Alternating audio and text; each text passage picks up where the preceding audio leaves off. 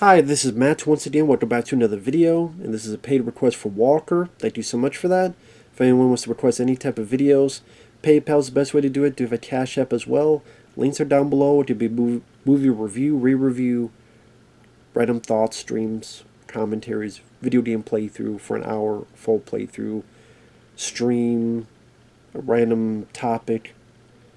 PayPal is the best way to do it. Do have a Cash App as well. Links are down below. I will get to it as soon as I possibly can. And thank you. Have you seen the fourth film? You've seen the fifth film. It's the same goddamn movie. And it sucks. The end. Of course, I can't end it that way, I know. But, like, the same stuff I said with the fourth film is the same with the fifth film. I mean, it's the same goddamn movie. It's the same. It's like I just saw the same fucking movie.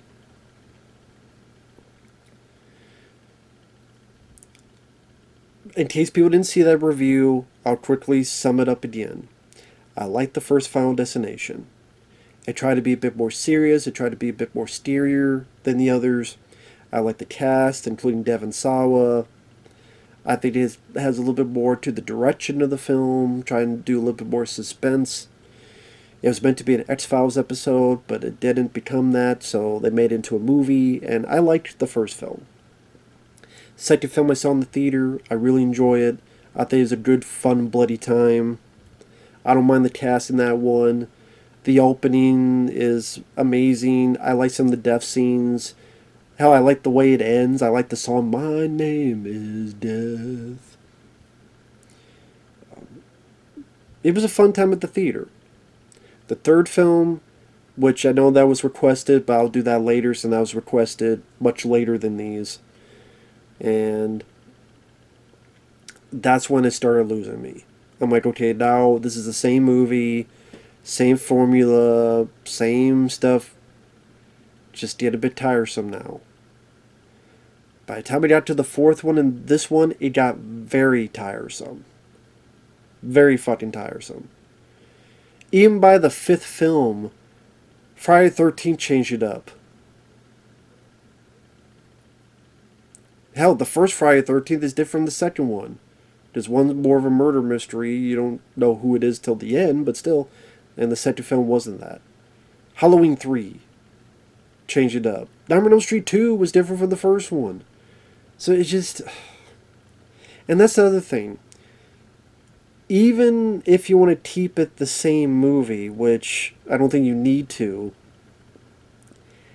the characters are not that interesting. Yes, I actually didn't mind the characters in the first two films. Here, some fucking guy that wants to be a cook. Emma Bell, who I recognize, she was in Frozen, which I like. Well, I don't mind the Disney one. I'm talking about the Adam Green one, where they're on the ski lift. I haven't seen that film in a while. I do remember quite liking it. Emma Bell starred in that. She's in this as the girlfriend.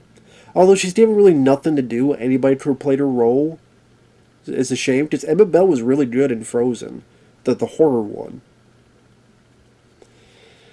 David Koechner, the guy, he's been in everything. He was in Anchorman as the guy that did sports.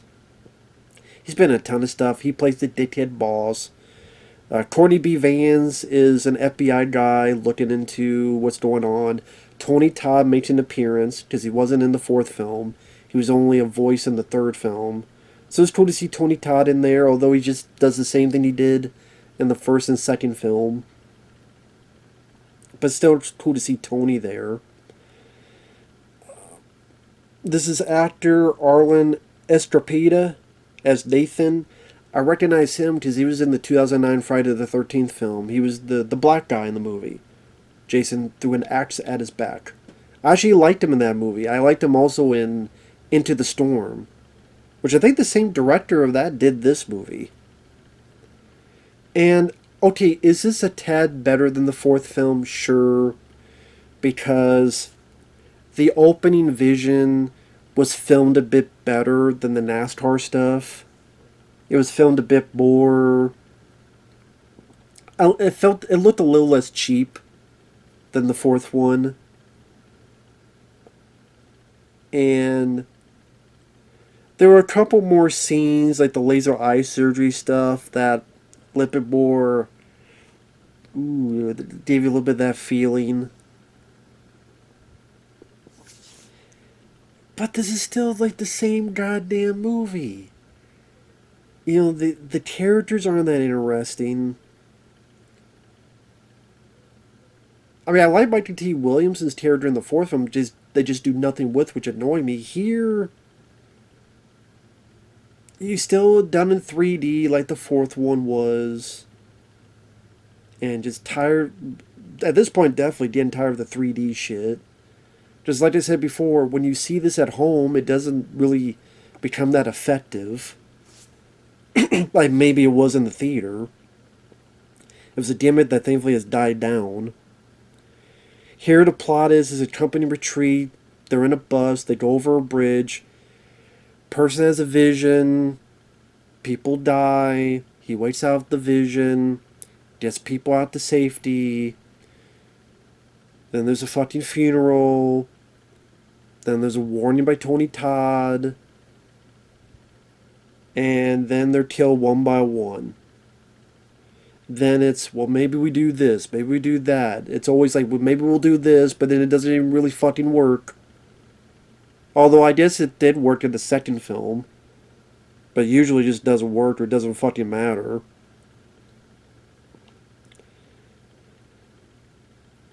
I know, I think in the second film, Tony Todd said, new life can defeat death. Now Tony Todd says, you take their life, you get their lifespan. So I guess that's what you mean by new life can defeat death? Is here further explained if you kill someone, you get their lifespan. I find it funny that Tony Todd didn't say this in Final Destination 1 or Final Destination 2 or whatever the fuck. Here he's like, you kill someone, you get their life. Why the fuck didn't you tell them in Final Destination 1 or 2? And yes, this is a prequel.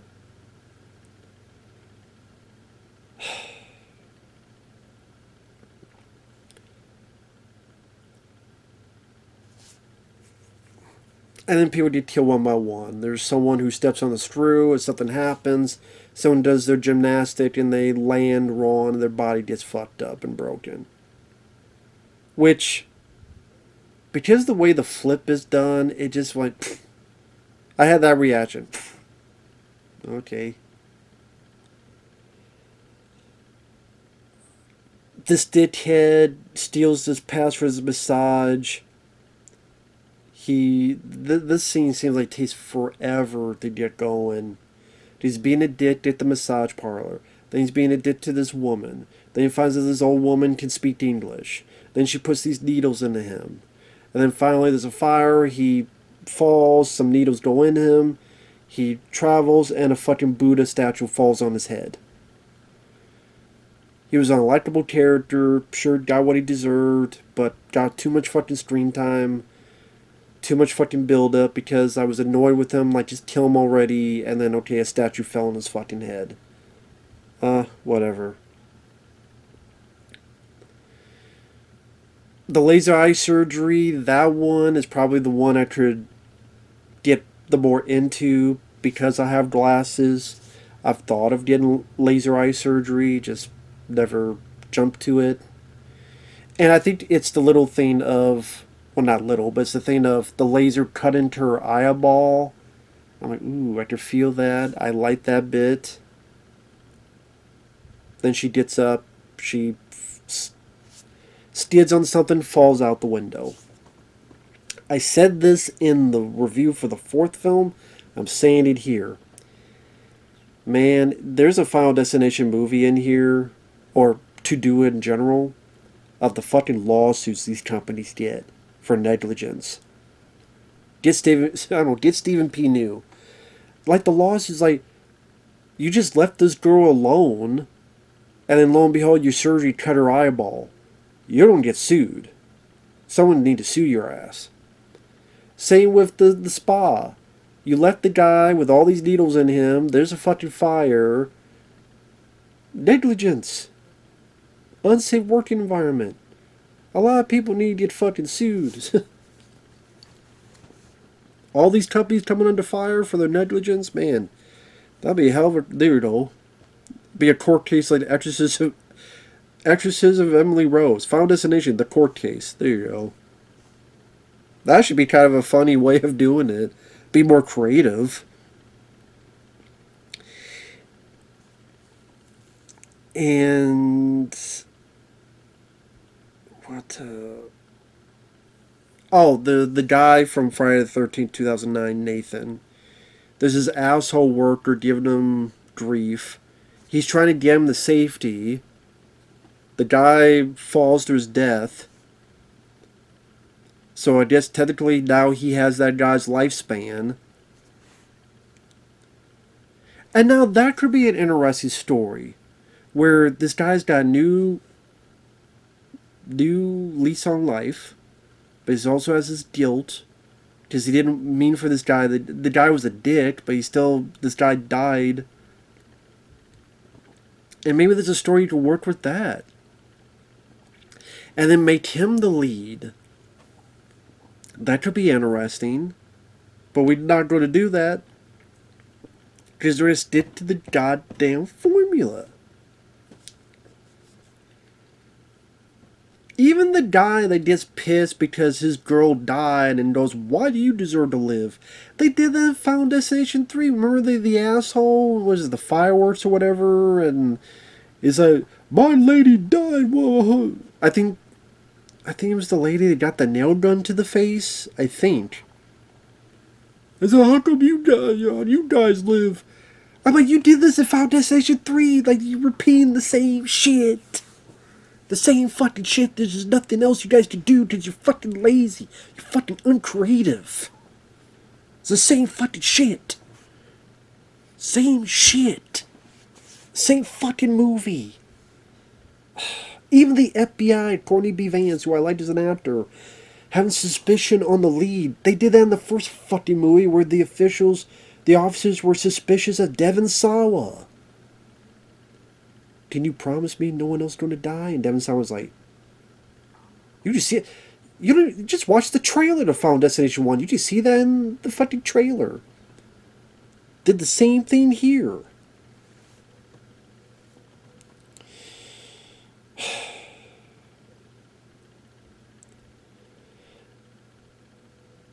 I would say this film has a couple of interesting deaths. I think the laser eye surgery was one. David Koechner, the way he dies, I thought was pretty cool. A wrench comes and just hits him in the face. The aftermath looked really nasty, where the wrench is like right in here, embedded into his eyes. Like that. The aftermath. I thought that looked really cool. I thought the aftermath, the way they did that, looked really nasty and gruesome and like, ooh. So I did like that. I thought that was cool.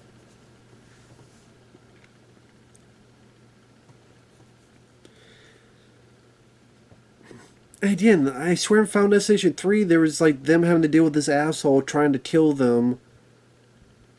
And my girl died because of you. Didn't they do that? I mean, I guess when I rewatch it for Walker, I'll give my answer, but I swear that happened in that. And then like this guy, and I forget his name, he was ready to push this random person into a bus. But he couldn't do it. Because I can't kill someone who doesn't deserve it. But then he decides to kill Emma Bell, his buddy's girlfriend. I'm like, well, she doesn't deserve it either. How about you who deserves to live? So let me get this straight. You're willing to kill someone, but you're not going to kill a random person. You're going to kill someone that you know, which would create more problems.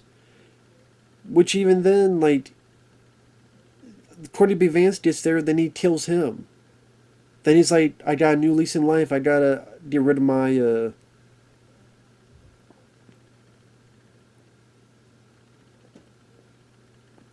I don't know. I had to get rid of my witnesses. And I'm sitting there going, so wait a minute. So you could have killed some random person and not have to worry about not having witnesses, not have to worry about killing other people, more than one person.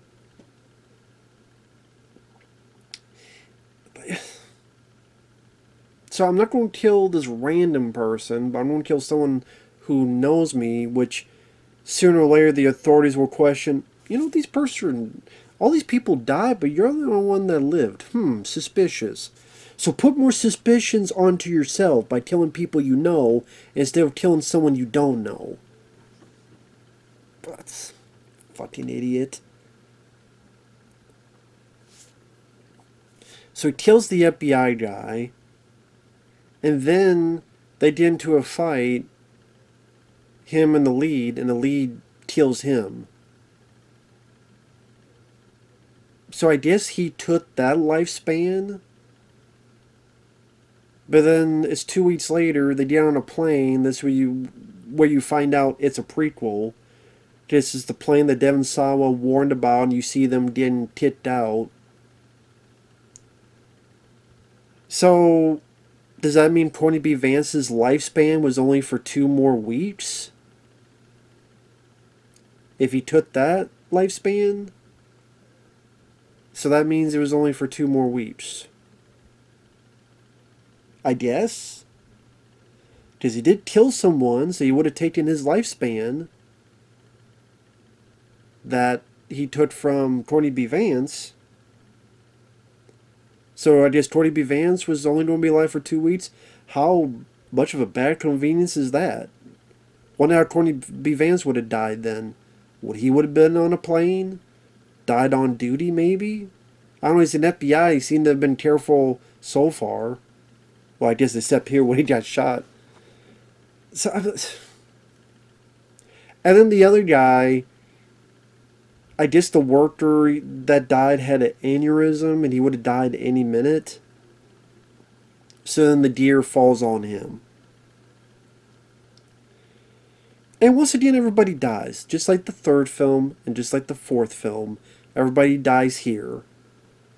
So that's when I first saw this. I went, let me guess, everybody dies. Oh, wasn't much of a shocker. Just your last 2 films, everybody fucking died. Yeah, blood vessel in the brain. Dead any day now.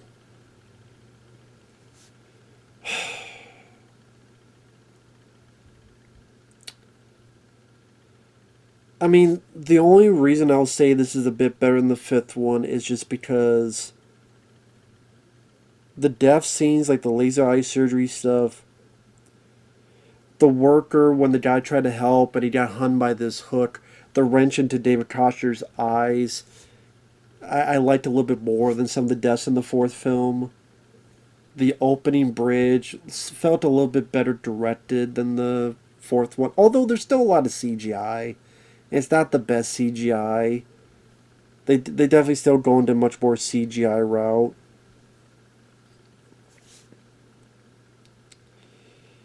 And I don't care about the characters. They're in one ear out the other. The score is forgettable. Tony Todd. I mean, I guess he's less cryptid. He literally says, you kill someone, you get their lifespan. So I guess technically he's less cryptid here than what he would become. Because if this is a prequel, that means in Final Destination 1 and 2, he's even more cryptic for some reason. Why is he more cryptid then? Whatever. Like I said, it's the same goddamn movie as the 4th film. And it was the same goddamn movie as the 3rd film. And there's like nothing that different, nothing that unique, nothing that original. The same goddamn movie again and again and again. Even like Halloween 3, it changed it up. Nightmare on Elm Street 2 changed it up. God damn it, man. How many times did I watch the same fucking film? Talk about deja vu. They stick with the... And this film didn't do that well in the U.S. It cost 40 and made like 41 million in the U.S. Now, it did make money overseas. But let's put it this way. From 2000 to 2009, 2011, they made 5 movies. 11 years, 5 movies. 2000 to 2011, 5 movies. From 2011 to 2025, they made 1 movie. And that was what? 14 years? So 5 movies in 11 years, 1 movie in 14. So they obviously knew at this point to take a break. But they brought it back and it was a huge hit, and there'll be, I would say, at least 2 more. I would bet there would be at least 2 more movies. There'll be another one and won't do as well, and then they'll try to poop out 1 more until they wait another fucking 5, 7, 10 years, and they'll do it again.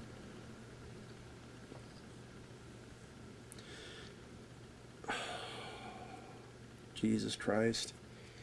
Again, I like the first 2 movies. Did I think this needed to be a full-on franchise? Not to me, no. That's just how I view it, but... With that said, thanks for watching, take care, we'll see you in the next video. Bye-bye for now.